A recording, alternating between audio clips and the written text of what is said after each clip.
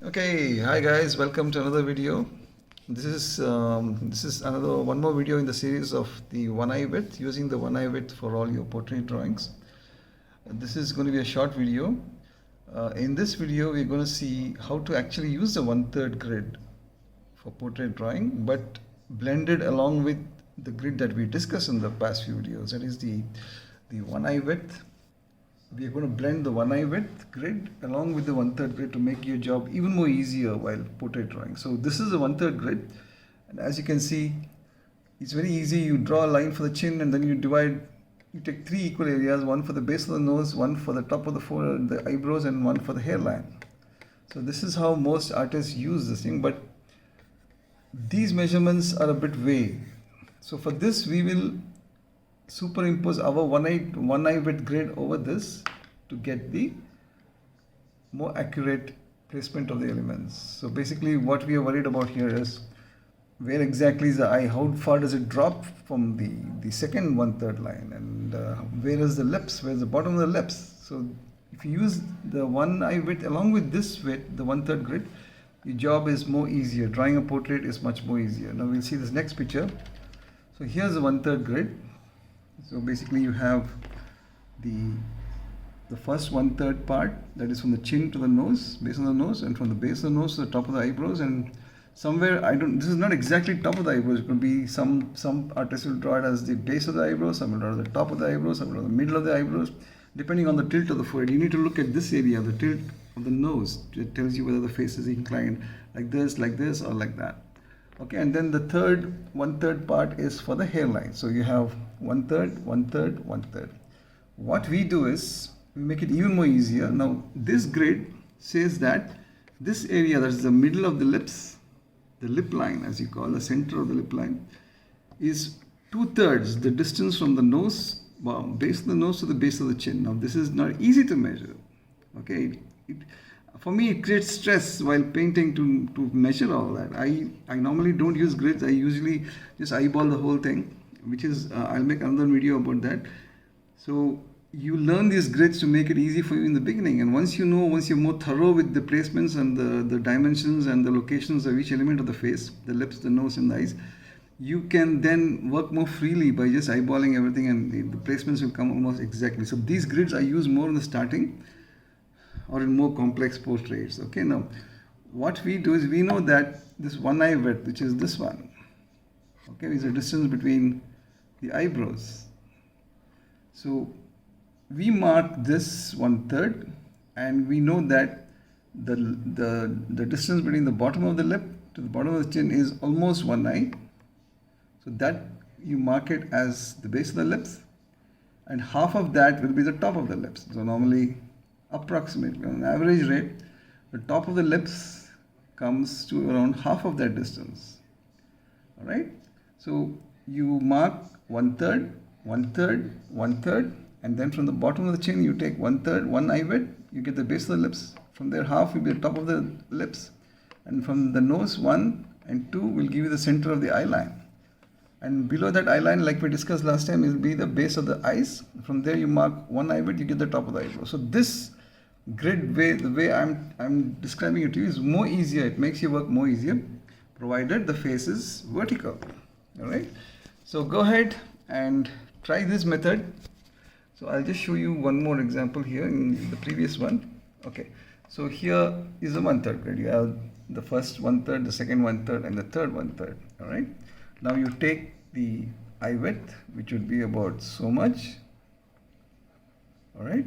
And that's 1.75, 0.75, and you know that this is one eye width and this is one eye width, and 1 and 2 will give you the center line. It could be either this or this, depending on the angle of the face, the tilt of the face.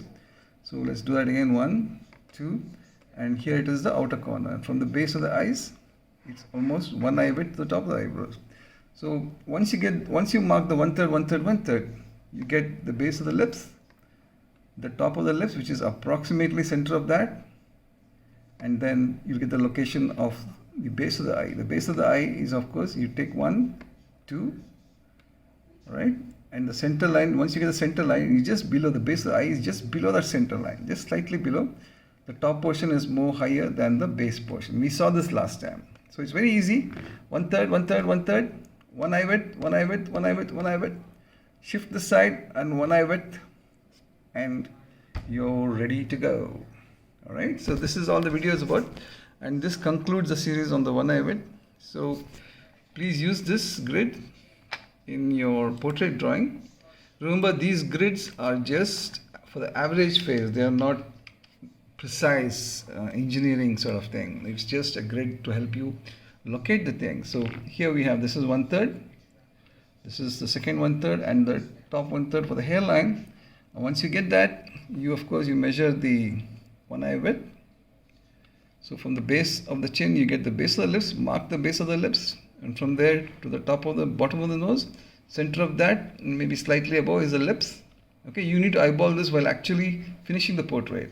And then 1, 2, center line, and just below the center line will be the base of the eyes.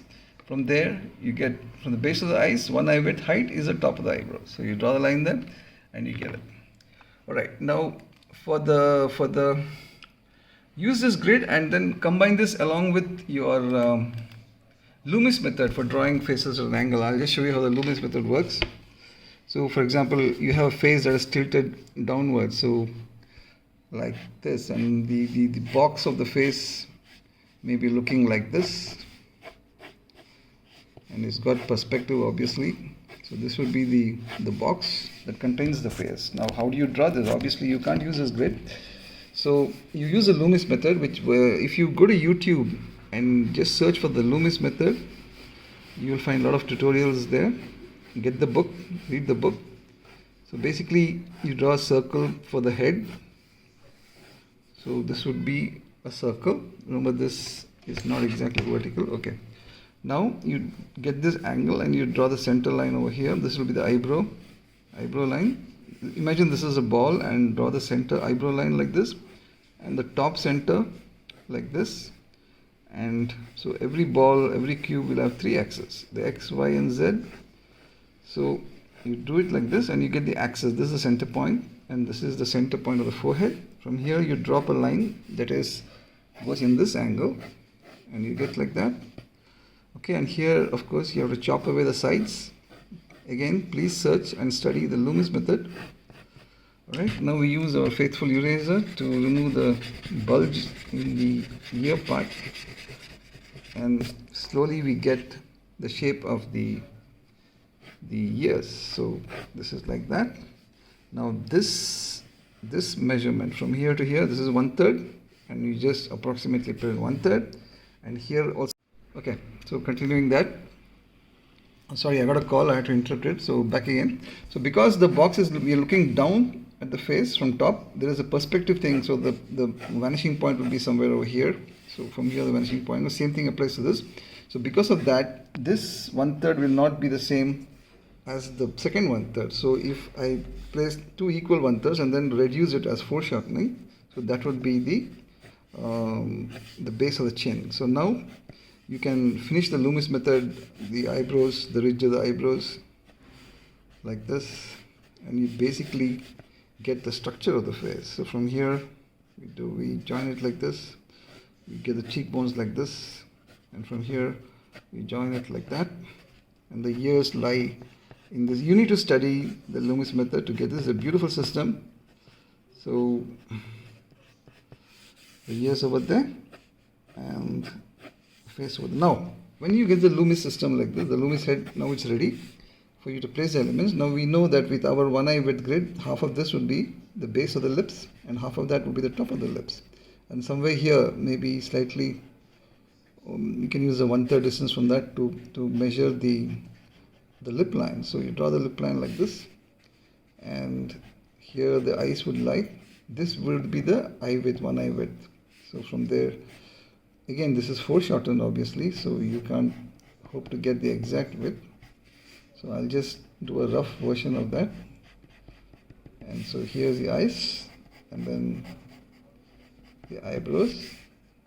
Remember, the one eye width, the 1/3 grid places the eyebrow line below where the actual eyebrows actually lie. So then here's the nose, and then oops, should be like that. think this is the nose, sorry. Mess.